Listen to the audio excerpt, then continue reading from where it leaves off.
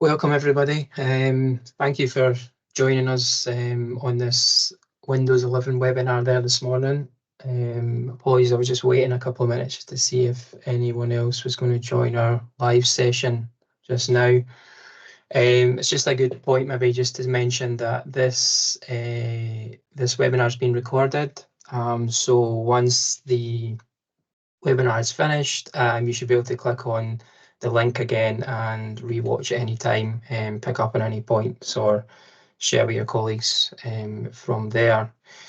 So Windows 11, so what we're looking to try and do is that there should have been communication sent out to all our clients now to advise and to kind of advise them that the Windows 10 end of life is fast approaching into next year. So it's the end of next year. Windows 10 will come end of life. Windows 11 will be the standard basic operating system for Windows now. Now, the thing is with looking at this, that we've, as a company, looked at devices that currently reside within your businesses and which will be compatible, which won't, which ones we can simply upgrade, just to give that sort of bit of buffer time and allow you time to sort of plan for, like I say, late next year to what needs to happen with some of your devices. So just in terms of that, the upgrades themselves, just touch briefly on this, that we will be kind of just kind of reaching out to you to advise that on the sort of sheets that we've sent with information on the upgradable devices. Yes, we can do that and we can plan and work. So that will come through to my team here at the change team. And we'll sort of organise the work with you and upgrade the machines. If the machines need to be replaced, it will just be the same as we did actually ask you to raise in a hardware request form and just the device that's been replaced. And we can quote that for you for a new device in Windows 11. Before we get started, I would say that there is a Q&A on the webinar here.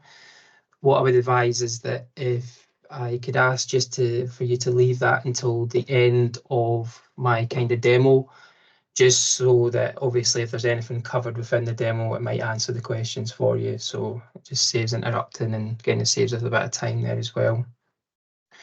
So yeah, let's just get kind of into it, I suppose. So things that we'll kind of look at today is mainly the cosmetics of the change. Obviously, that's the main thing that people will look at from the change from Windows 10 to 11. So as you see there, taskbar changes, the snap layouts have had a kind of revamp as well. Yeah, the settings menu has been a bit more customized and simple to understand a bit. File Explorer itself, just kind of doing normal tasks within there is a lot easier now. It's all separated out, and I'll kind of show you that too. And yeah, Windows 11 are definitely advertising, and we have experienced this, that there is faster boot times compared to Windows 10. So simply what it is that they're not kind of bloating or forcing all the services to run from startup as the machine switches on. So they've stripped that back and logging into the system is a lot simpler and quicker. So I'll go through a lot of these. What I'm going to do is I'll kind of share my screen. I'll show you the kind of differences between the two operating systems. And I'll show you obviously the kind of inner workings of Windows 11 and kind of what's been improved. So yeah, that's what we'll cover today. So just a brief slide here just to kind of show you kind of from Microsoft themselves. This is the way that they kind of advertise Windows 11. Again, the fresh new look feel. You'll kind of see that the minute you kind of get into Windows 11. Like I say, a lot of a lot of your colleagues or yourself or something might already have Windows 11 running, and you like I say, you'll notice the difference as soon as you've moved from 10. Just the sort of color, the vibrant colors, and the kind of smoother edges to windows and things like that. It's just little neat touches that they've added. The main obvious one, you might have seen pictures of us, or heard people talking about it, is the start menu. So Microsoft made the decision to center the start menu. A lot of people were taken back by that. I think the way that they tried to integrate it was the fact of Mac users. So trying to open another market for them and have Mac users easily transition to Windows, and have like an interface that they were almost used to. So like tiles down the bottom, sort of apps down the bottom that can be pinned and centered so that they're easily accessible. And yeah, the taskbar itself is just a lot more streamlined and stripped back, and it's kind of more tailored to the user now, so you can kind of set up a lot easier. So yeah, that's kind of the basic overview of what Windows 11 is. So if we look at this is my desktop here, Windows 11. So what you'll see straight away is, like I say, that centered start menu at the bottom there. They've changed the kind of app design. So from Windows 10, you had sort of tiles here, which were sort of down the right-hand side of the start menu. And they're all sort of like square tiles down the side. So they've changed it to this sort of app feature, which, me personally, I think it does look a lot neater and a lot nicer, a lot more compact as well. You can kind of change that layout too, so you can have it so that the apps are more spaced out, or more compact in the way I've got it here. The taskbar itself, not that a lot of people may do this, but in Windows 10, the taskbar, is the bar right down the bottom here, could be moved around each edge of the screen. So you could have it from the top, you could have the left or the right. For whatever reason, Microsoft removed that. They just want it to be at the bottom for every user. So I don't know if anyone was using that or if you had colleagues that were using that in Windows 10, but that feature has been removed, so you can't move this taskbar about the screen.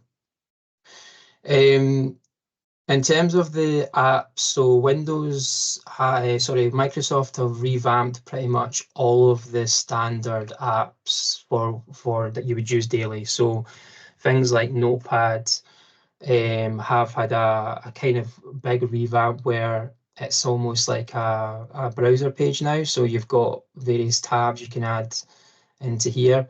The other thing as well is that from out the box, without you configuring any settings, if you were to just type in something, close that down. I think I've configured it differently here. Yeah, so out of the box, if I was to close that down, open Notepad back up again. So if you close it down by a mistake, for example, open Notepad back, it's basically where you left off. As you just seen there, you can customize that. So if you could kind of go into the settings menu here and come down to when Notepad starts, you can have it just opening on a new window, which means it will just blank window. And like I say, you can use various tabs and have that set up. So that's quite a handy one for people that are using Notepad daily. And like I say, you'll see straight away from the fact that it's just a lot more. It's not like a generic Notepad now, so you can certainly change a lot of the sort of things that you can do on it with the date and time and stuff like that, date stamps and stuff. So it's definitely a good revamp, I think. But yeah, so that's that's Notepad, so I won't save that. Paint's another one that's had quite a big revamp. That's basically what it's done is it's kind of just taken away your menu bar at the top there. And it's just brought all these options down into sort of sections, as you'd be kind of maybe used to in like Word or Excel or anything like that. And obviously they've added on these little icons just to again simplify things. So Paint, yeah, is another one. Calendars a one that's they've completely stripped this back. So you'll have the calendar within the start menu there that kind of wants to integrate with your Microsoft account, but your general calendar on the taskbar here is just a calendar. It doesn't do anything else. You can't really add anything to it. You can't use it in that way. It's just going to just tell you the date, and it's basically like a quick reference to dates and months and years and so forth. So yeah, that before for Windows 10 was, and I'll show you Windows 10 in a bit, was certainly just yeah, a lot more sort of integrated, and you could make calendar appointments that link back to Outlook and things like that. So yeah, that's been totally stripped back. I just think they want to use it as a quick reference feature with that one. That kind of brings me down to the right-hand side here of my desktop. You'll see the notification and action center is completely changed too. So on Windows 10, like I said, you would have had this clicking on here, and it would have been, again, the sort of tiles options down the bottom. And we'll have a look at that in a minute. But now it's kind of all in categories. So you'll see my Bluetooth there, my wireless, VPN, and it's all stripped down. So if I was to, for example, right click on these and go to settings, it takes me straight to where I need to be. So into the network and internet settings here. Where, like I say, on Windows 10, it would take you to the kind of front part of the screen, and you would have to navigate through to where you want to be. So yeah, it's kind of and it's certainly still customized as well. So you can click on the little sort of pencil symbol there at the moment, and then you can sort of unpin any of these that you kind of want, and then add in other ones that you need to there. So yeah, that's a lot different. And as well with that, on the same breath, the notification center is different too. So the notification center sits above the calendar here. You just click the little bell symbol there. And that has been a case of when a notification comes through, obviously it'll sit within that notification panel there. It'll pop up on the menu on the desktop, but it will have a kind of more rounded feel to it. And then it'll give you options of different ways that you want to manage that notification. So not a lot like Windows 10, it would just kind of pop up, flash away again. It will just pop up and it'll give you options on how you want to manage that notification. And again, like you directly link to the app or application that's sending it. So the next thing, which is very nice and very handy for multitasking, is our snap layouts. So if I bring up my Explorer here, and I want to maximize or minimize this, if you hover over the maximize option there, it's giving you different layouts that you can snap the windows. So in Windows 10, what I mean by snap the windows is that you can simply just do a snap like that. So snap left, snap right, snap to the top, it gives you full screen. Now what Windows 11 is allowing you to do is it's allowing you to customize that completely. So if I show you an example of snap that and bring up my PowerPoint, you'll see there, and I can customize that any way I want. I can have it like 4 different windows open on each part of the screen. I can have it in this sort of layout at the bottom here, anything you like. So any apps that you have open, you can have it customized like that. Now, the good thing about this is that Windows 10 obviously had this feature, but it didn't have the fact that you could move the windows around as customized as that. You could snap it left, snap it right. The difference now with Windows 11 is when you snap it in that format, you have what they call a snap group. So you can see if I was to minimize these just now. Yeah, a second. Yeah, so you see at the bottom there, if I hover over my PowerPoint, or if I even hover over the File Explorer, it's got a group. So that's your snap group. So you could have various snap groups set up here if you're multitasking, and they could basically all be sort of sitting down in your taskbar there and just clicking on them. You can't save them as such. You know, like I say, when you start closing them down, it will just close the group. But you can have them open for your desktop session that you're working on at that time. And that's been a big plus for a lot of people. Like I said, you know, monitoring tools or having Excel sheets up that you need to refer to. Sometimes you don't have access to multi-monitors. You know, you can customize it, you know, as much as you want. And it's just a lot sort of cleaner and a lot better to do. So that's snap layouts. The other thing that you can do also is the task view. Now this is certainly one feature that does reside within Windows 10, but again, Windows 11 is just taking it to kind of the next level. So down on when you come out the box and when Windows 11 is installed, you'll have this task view button down the bottom. Now, if I was to simply click on that, it'll open up different desktops that I can create. So this is again going into the realms of if I wanted to have multitasking going on, say I had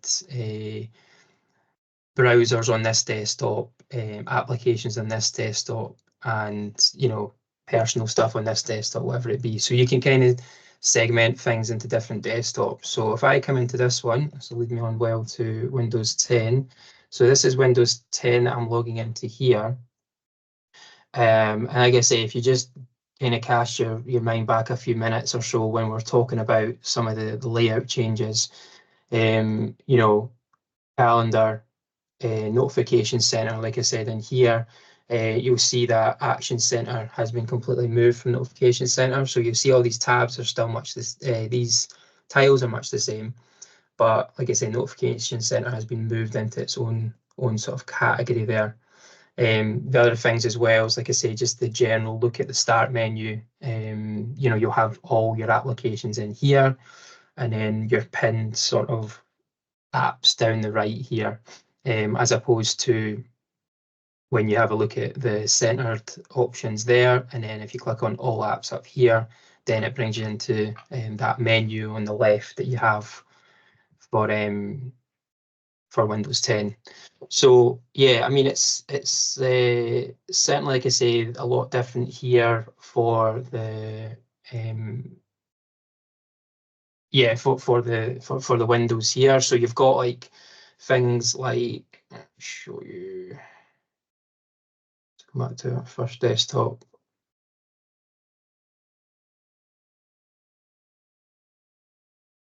Yeah, so if we were to click on the task view and literally allow it to open here, you can right click on the desktop that you've created. You can rename it. So I can rename that Windows 10. You can change the background, so you can have each of these desktops with different backgrounds, so you can signify basically what's what essentially. And then, like I said, if you had multiple ones, you can move them sort of left and right, to where, you know, if you wanted to bring them forward. The choose background, I've been had a bit of play with this over the last couple of weeks. I think there's a Windows update still to come on this, but there is a little bug on that. So if you click on change background, it takes you straight to here. And if you right click on a picture, it has to be a picture. You get this option to set for desktop, and it gives you obviously the desktops you've created. You click on it, it doesn't really work too well. Like, for example, it doesn't take the change across as you'll see here, it's not really done anything. So I think I've addressed that and looked at some forums, and I think that's going to be addressed in future Windows updates. But yeah, that, again, quite a neat feature that will be able to signify between different desktops. So kind of moving on to virtual desktops, the settings menu has changed as well. So if I click on the start menu here, I have the settings menu down there, but you can get it from just typing in settings. Again, like I said, it's just broken down into different categories now. So you'll have like the display options within here are, again, like I say, very similar, but you've got things like personalization. They've brought it right down to, yeah, so like just a couple of different options where on, like, say Windows 10, you're going to have loads of different sort of features that you can take and personalize there. Yeah, so you'll see the difference there. This is your settings menu in Windows 10. And again, it's focusing on the tiles that I was talking about. Whereas, like I say, in Windows 11, so back to Windows 11, it's like I said, it's giving you that, that kind of look and feel that's a lot more cleaner and condensed a bit more. So you can customize the start menu. Coming back to that, and the first thing people always ask me is, can I get the start menu back to where it was? You can. If you right click on the start menu down here, go to taskbar settings, and you'll have various things that you can turn off here. So you've got the Copilot button that comes basically integrated in Windows 11 now as well. You can turn that off. You can turn the task view button off, and you can turn the widgets off at the side there. So you can turn all these off and on just by right-clicking, going to start taskbar settings. And also, if you come down here to taskbar behaviors, you can see here that you can shift it across. So that's the way I have the layout, just because I'm old school and like to know used to working that way. So yeah, you can have that. If you're liking it in the center, you switch it straight back. But a lot more customization on the taskbar that's kind of moved on from Windows 10. So yeah, that's how you find it in there. So you can just go right click, start taskbar settings. Quickly just go into my file explorer here, and I was making a reference to much like Paint and Notepad and stuff like that, they've removed the sort of file edit options down that used to run across the top here. Now you've got just basically, you click on new, you can create just like a new document within there. And then you've got your cut and your copy features all integrated into just this one ribbon. You can access more options if you click on the little eclipse that's at the end there, and then you can click on options, and then you can change the views and stuff from there as well. Another thing that has changed as well is that if you're to right click on any picture, document, application, anything, you'll notice that the right click menu is completely different now. So again, they've pushed things up here to think what people need the most. And they've kind of removed some of the advanced options. Now, if you're making a transition from 10 to 11, the more obvious thing to do, or maybe just to get used to this, if none of these options are showing within that menu, you can click on Show More Options, and it literally converts it to a kind of Windows 10 more kind of usual feel. So then you've got like it basically laid out exactly the same in the same sort of grids as well. So yeah, if you click on more options, it gives you that facility to see everything again there. Yeah, the other thing that people might find, or not find, should I say actually, is they've actually removed the option to do a screen capture from down here.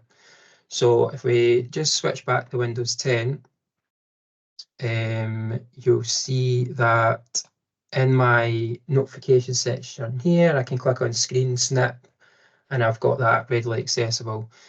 They have removed that feature now. They're kind of reverting back to pre-Windows 10 and back to what they call the snipping tool. So if you go into the start menu and go snipping tool and click into here, then yeah, you can get this same feature back again. But then obviously with snipping tool, it just gives you a bit more customization, whether it's that screen grab. It'll just give you basically it'll grab it as a picture and it'll ask you what you want to do with it. So this way, they're kind of pushing you back to screen snipping tool, so that you can have like kind of multiple of these open, you know, and you can just kind of keep clicking into that. So yeah, there's obviously that link with Paint as well that they want to utilize once you've got that feature there too.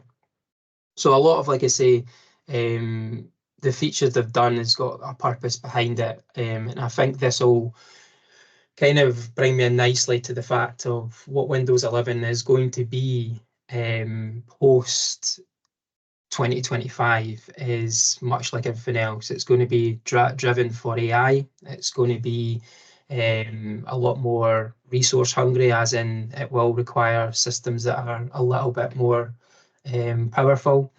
So yeah, a lot of these changes and application changes that they're making is geared towards, like I say, integrating fully AI within future updates of Windows. So yeah, don't be surprised to kind of see things ramp up in the next year or so, Windows updates and stuff, if you're going on to Windows 11. Yeah, I mean, I think that's you know, a quick run through of the more basic changes there. The one thing you will notice is there is a change also to touch devices.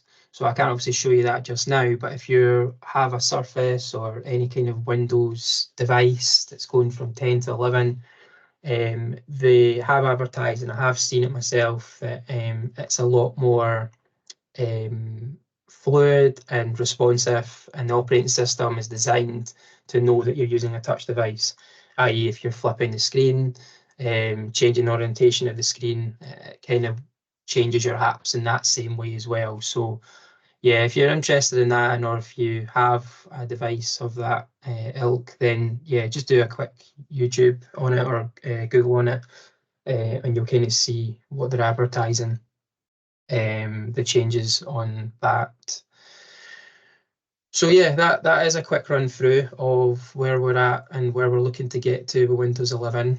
Like I say, we do have just over a year now to try and have everyone on Windows 11.